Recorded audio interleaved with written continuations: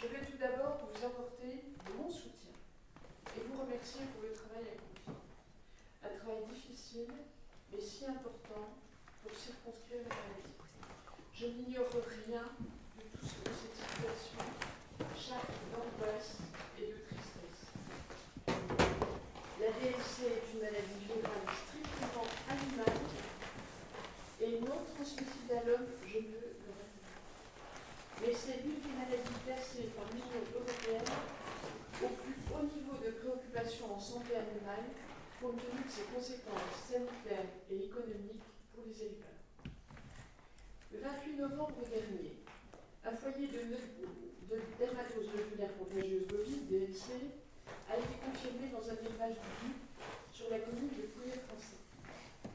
Je sais le drame que représente la découverte d'un foyer de DLC pour nos éleveurs, leurs familles. Je mesure leur désarroi. Mais je veux souligner que ce foyer dans le Doubs a été l'occasion d'un enchaînement de violences intolérables et d'appels à la sédition.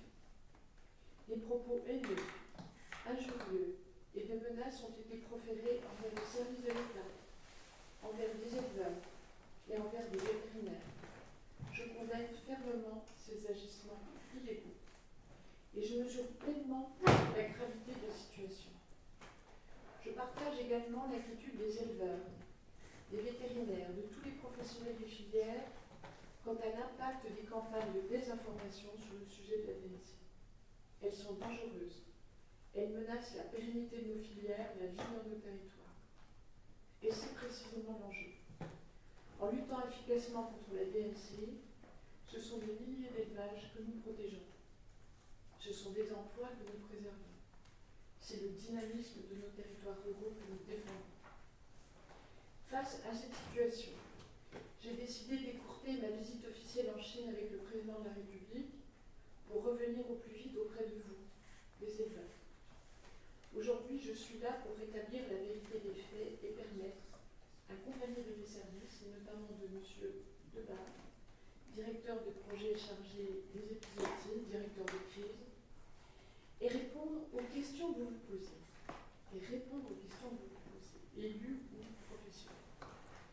La stratégie de gestion appliquée dans le Doubs est identique à celle qui a fait ses preuves en France, notamment en Savoie et en Haute-Savoie. Je le répète, c'est grâce à cette stratégie que malgré la virulence de la maladie, nous avons pu la circonscrire, et je dirais même l'éradiquer. Parce que l'enjeu, c'est pas de vivre avec, c'est d'éliminer cette maladie.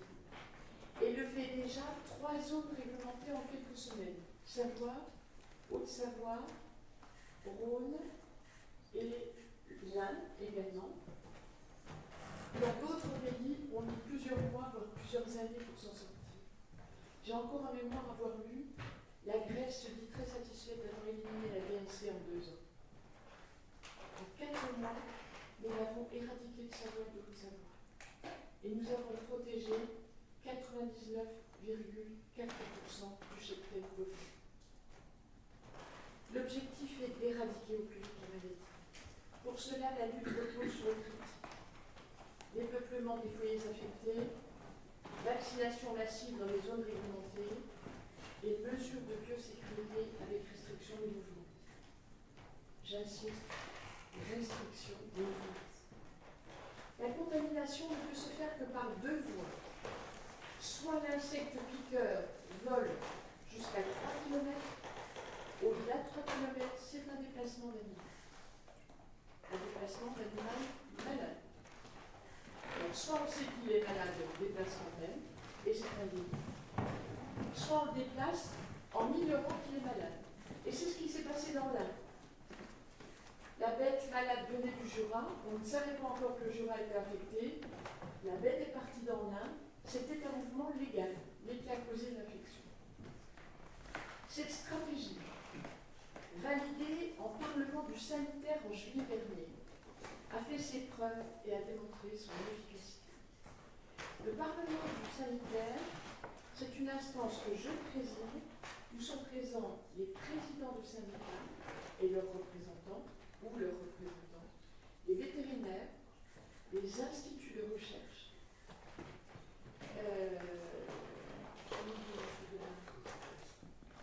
le FMSE, bien sûr, le FMSE, les laboratoires, enfin bref, tous les acteurs. Et cette stratégie, on l'a décidée collective. Venons-en maintenant au foyer de pouillé français. Et j'ai une pensée pour monsieur le maire. Oui, ça n'a pas été très facile, ce monsieur le maire. Ah, voilà. Parce qu'un maire est toujours affecté par un épisode comme celui-là. Je l'ai vu à Faverges, je l'ai vu à Entrelacs, je l'ai vu dans toutes les communes où la maladie a flambé. Donc, monsieur le maire, vous avez tout notre soutien. Et vos présidents, vos deux présidents qui sont là, on a aussi pour vous.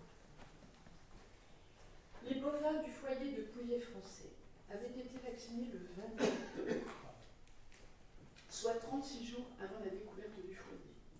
Cela a conduit à de nombreuses interrogations que je comprends et qui sont légitimes quant à l'efficacité du vaccin et à la stratégie de lutte. Mais un animal vacciné peut s'avérer infecté, présenter des signes cliniques de la DNC. C'est une situation rare mais possible. Nous l'avons eu en Savoie et en Haute-Savoie. Pour bien comprendre, il faut considérer deux éléments. D'abord, une fois contaminé, un bovin infecté ne présente pas immédiatement des symptômes. Parfois, cela peut prendre une trentaine de jours. D'autre part, un bovin vacciné commence à être bien immunisé 21 jours après avoir reçu le vaccin. Ainsi, si le bovin est contaminé avant que la protection apportée par le vaccin soit optimale, il peut alors développer la maladie, dont les symptômes peuvent se révéler jusqu'à 30 jours après l'infection. Dans le foyer de pouillé français, à l'issue des opérations de dépeuplement, les services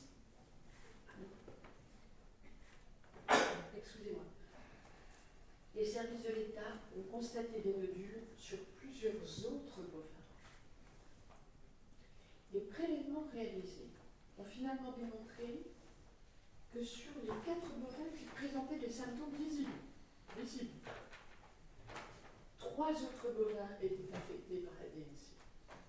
Ces résultats confirment une infection ancienne de l'élevage. Ils confortent par ailleurs la pertinence de la stratégie de lutte que nous déployons depuis l'émergence du virus en France en juin dernier. Les investigations sont en cours par mes services pour déterminer l'origine de ce foyer.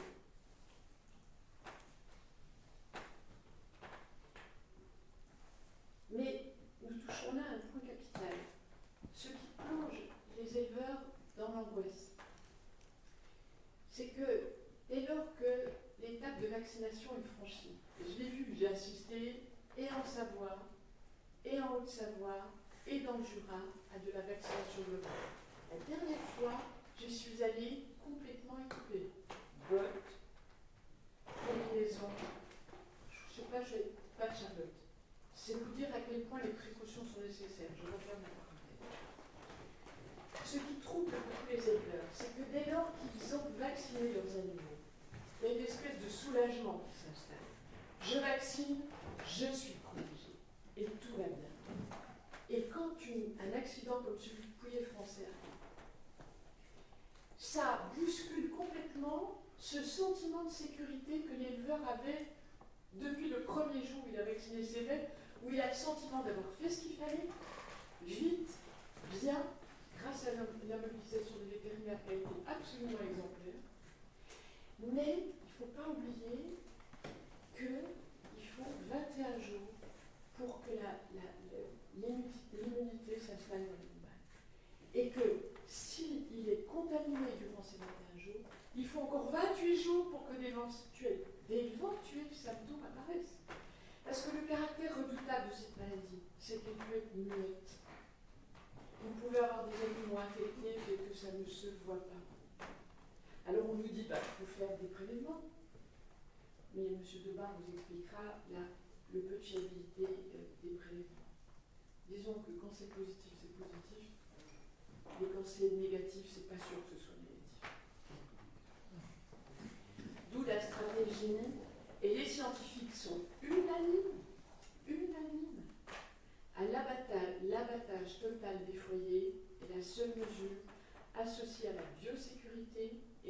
vaccination massive en zone réglementée qui permet véritablement de protéger efficacement les élevages alentours et la filière bovine.